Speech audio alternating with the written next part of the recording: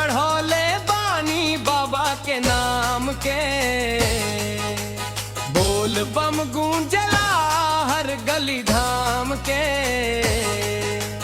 चिलम चढ़ौले बानी बाबा के नाम के,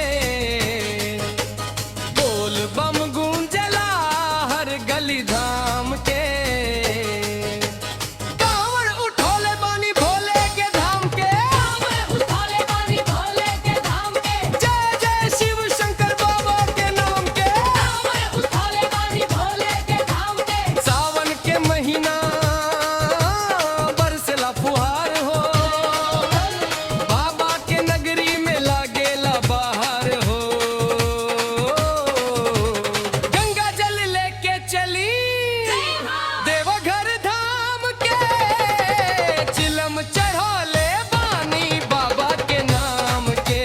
कांवड़ उठौले बानी चिलम चढ़ौले बानी बाबा के नाम के।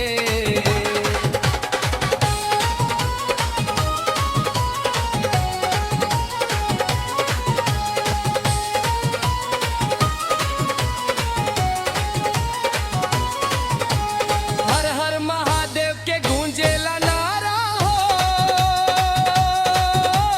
भोलेनाथ रखेलन सबके सहारा हो। भक्ति में डूबल बा मनवा बिहान से, कांवर सजौले बानी बाबा के समान से। नाच